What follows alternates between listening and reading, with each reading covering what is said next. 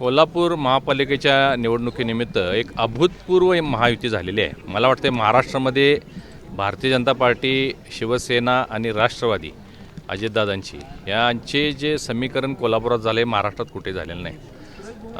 थोडासा त्यामध्ये त्रास झाला नेते मंडळींना, अनेक निष्ठावंत कार्यकर्त्यांना थांबावं लागलेलं आहे। परंतु पूर्ण 81 उमेदवारांची यादी आम्ही निश्चित केली, त्याप्रमाणे अर्ज भरले गेलेले आहेत। काही आता लोकांनी जे इतर अर्ज भरले होते त्याची काढण्याची प्रक्रिया सुरू आहे, उद्यापर्यंत होऊन जाईल।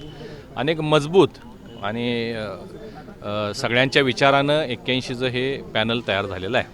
आज या सर्व उमेदवारांना इथं एकत्रित करून कार्यशाळा आयोजित केलेली आहे। यामध्ये आचारसंहितेचं पालन, खर्चाच्या मर्यादा, प्रचार कशा पद्धतीनं करावा, कोणत्या दिशेनं करावा, प्रचाराचे मुद्दे काय असावेत, या सगळ्या बाबींवर चर्चा आणि मार्गदर्शन करण्यासाठी महाराष्ट्र राज्याचे सन्माननीय मंत्री आदरणीय मुश्रीफ साहेब, आमचे शिवसेनेचे आमदार राजेश क्षीरसागर, भारतीय जनता पार्टीचे आमदार अमल माडिक आणि आम्ही सगळी मंडळी आज या लोकांना इथं भेटणार आहोत आणि त्यांना पुढील वाटचालीसाठी आता शुभेच्छा देऊन आज पहिला दिवस आहे वर्षाचा, नवं वर्षाच्या शुभेच्छाही त्यांना देणार आहोत।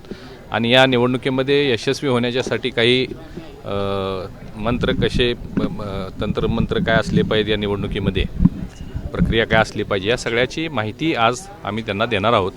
आणि मला विश्वास आहे की या निवडणुकीमध्ये महायुतीचा झेंडा कोल्हापूर महापालिकेवर फडकेल। महापौर आणि सर्व पदाधिकारी हे सगळे माहितीचेच होतील। जागा वाटप जाहीर झाल्यानंतर तिन्ही पक्षातल्या काही पदाधिकाऱ्यांनी, काही कार्यकर्त्यांनी बंडखोरी करत अपक्ष उमेदवारी अर्ज दाखल केलेले आहेत। मी आपल्याला सांगितलं, महाराष्ट्रात सगळीकडेच हे मोठ्या प्रमाणात झालेलं आहे। 10 वर्षांना निवडणुका होत असल्यामुळे इच्छुकांची संख्या वाढलेली आहे आणि महायुती म्हणून निवडणूक लढवत असल्यामुळे अनेक लोकांच्यावर अन्याय झालेला आहे। आम्ही या सर्व लोकांची दिलगिरी व्यक्त केलेली आहे। ज्यांनी अर्ज भरलेले आहेत, इतर अर्ज भरलेले, त्यांची मनधरणी करण्याचं काम सध्या सुरू आहे आणि बऱ्यापैकी ज्यांनी रिबिल केलं होतं त्यामध्ये बऱ्यापैकी आम्हाला यश आलं आहे। बहुतांश लोकांनी अर्ज आज काढलेले आहेत, इतर अर्जसुद्धा उद्या निघतील याचा मला विश्वास आहे। निवडणुकीच्या पार्श्वभूमीवर पोस्टर वॉल सुद्धा सुरू झालेले आहेत। काल कोल्हापूरकरांनी अनेक पोस्टर्स बघितलेले आहेत, अगदी किस्से भरण्यापर्यंतचे बघितलेले आहेत। काय सांगू शकाल, कोणी किस्से भरले, काय कसं असणार कोल्हापूर? कोल्हापूरचे जे काँग्रेसचे नेते आहेत हे प्रत्येक निवडणुकीमध्ये एक काहीतरी स्लोगन काढतात आणि कोल्हापूरच्या लोकांना फसवतात। ते आता लोकांच्या लक्षात आलेलं आहे आणि म्हणून नेहमी जे चालत होतं ते या निवडणुकीमध्ये चालणार नाही। प्रत्येक वेळी एक टॅगलाईन द्यायची, आत्तासुद्धा त्यांनी एक टॅगलाईन काढली आणि मग त्याला उत्तर आम्ही देणं हे क्रमप्राप्त होतं, त्या पद्धतीने त्यांना उत्तर दिले।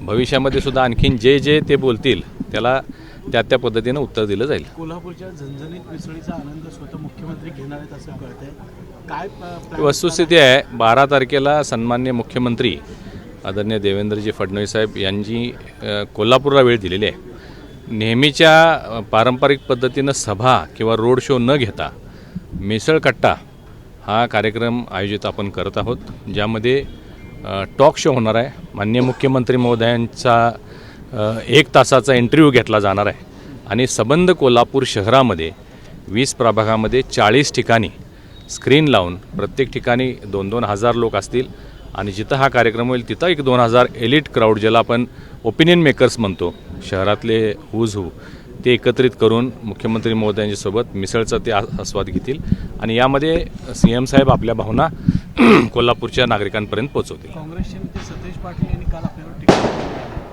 केली, शेवटपर्यंत यादी जाहीर करू शकला नाही, तर उमेदवारांपर्यंत तुम्ही कसं विश्वास पोहोचवता? खरं पाहता हे पहा, त्यांच्या कुठल्याही नशीबवान आहेत की प्रामाणिक उमेदवार देऊ शकतात, त्यांच्या टीकेला उत्तर देणं खरं म्हणजे बिलकुल गरज नाही आहे।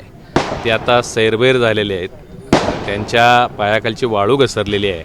ज्या पद्धतीचं पॅनल आम्ही जाहीर केलं, तुम्ही बघा त्यांच्याकडे उमेदवार 3 ठिकाणी त्यांनी पती पत्नींना उमेदवार दिलेले आहेत, म्हणजे उमेदवारच नाही त्यांच्याकडे।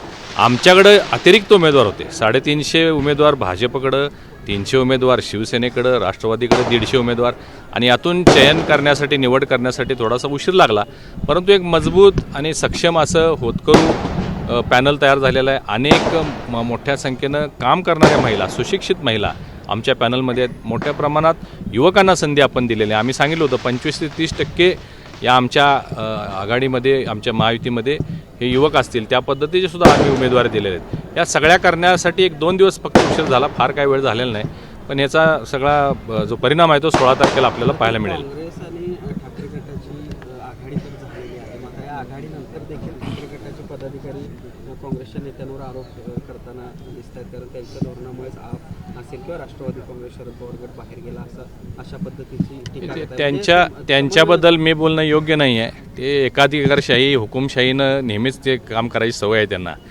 अनेक निवडणुकांमध्ये आपण पाहिलेलं आहे. आता निवडणूक सुरू व्हायच्या आधीच त्यांनी काही उमेदवारांना दम द्यायला सुरू केला आहे, तेही तुम्ही सगळे बाईट्स बघितलेले आहेत. त्यामुळे मी त्याच्यावर बोलणार नाही, परंतु त्यांच्या या हुकुमशाहीमुळेच राष्ट्रवादीसुद्धा बाहेर पडलेली दिसते आहे. म्हणजे लोकांना एकत्रित घेऊन समन्वयानं काम करावं ही त्यांची भावना नाही आहे. ते मला वाटते फार काळ चालणार नाही. महायुतीचे 10 पैकी 10 विधानसभेला आमदार आले, त्यानंतर नगरपालिकेमध्ये सुद्धा महायुतीची सत्ता आली.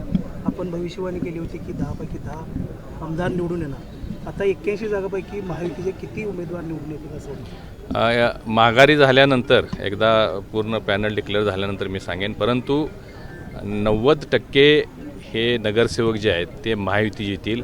अगदी चुकून 1-2-4 काय त्यांच्या हाताला लागले तर लागले, परंतु ज्या पद्धतीचं सक्षम पॅनल आमचं झालेलं आहे आणि यामध्ये शिवसेना, राष्ट्रवादी आणि भाजप ताकदीनं सगळे कार्यकर्त्यांचा संच घेऊन या निवडणुकीला आता सामोरं जात आहेत. विकासाचे मुद्दे घेऊन आम्ही निवडणुकीला सामोरं जातो आहे. त्यामुळे नागरिक हे विकासाला प्राधान्य देत असतात. महापालिकेची निवडणूक तुम्ही बघा, आता काँग्रेसकडं जर ते लोकांच्या समोर गेले आणि आम्ही तुम्हाला विकास करून निधी देऊ म्हटलं तर लोक सुज्ञ आहेत. कसा निधी देऊ शकतात? त्यांच्याकडे ना आमदार, ना मंत्रिपद, ना कुठला राज्याचा निधी त्यांच्याकडे येऊ शकतो. ते निधी देऊ शकत नाहीत, एवढं लोकांना समजतं आहे. त्यामुळे लोक त्यांना स्वीकारणार नाहीत आणि महायुतीलाच लोक आशीर्वाद देतील. जे काही नाराज लोक झाले त्यांना जनस्वराज्य शक्तीनं आपल्याच मित्रपक्षात यामधले सुद्धा अनेक लोक उद्या थांबतील याचा मला विश्वास आहे. महायुती म्हणून लढत असताना जनस्वराज्य वेगळा लढला, ते देखील महायुतीमध्ये येण्यासाठी प्रयत्नशील होते, मात्र आपल्याकडून काही फोन रिसीव्ह झाले नाही, तुम्ही फोन उचलला नाही, बेदखल केला, अशा पद्धतीचा आरोप काल पत्रकार परिषदेमध्ये करण्यात आला. मी याबद्दल मी बोलणं योग्य नाही, परंतु जे झालं ते सगळ्यांच्या समोर आहे. वरिष्ठांशी त्यांची काय चर्चा झाली मला माहिती नाही, परंतु आता जे आहे हे आहे, याप्रमाणे आपण समोर जात आहोत. महाविकास आघाडीसोबत आता निवडणुकीचा निकाल लागल्यानंतर वंचित किंवा राष्ट्रवादी जी बाहेर गेलेली आहे ती पुन्हा एकत्र येईल आणि त्यांची मजबूत आघाडी होईल असं म्हटलं जातं. समजा निकाल लागल्यानंतर काही होणार नाही. मी सांगितलं, महायुतीच्या तिन्ही नेत्यांनी, मुख्यमंत्री फडणवीस साहेब, उपमुख्यमंत्री एकनाथरावजी शिंदे आणि अजितदादा यांना महाराष्ट्रानं आशीर्वाद दिलेला आहे. कोल्हापूरसुद्धा त्यांनाच आशीर्वाद देईल.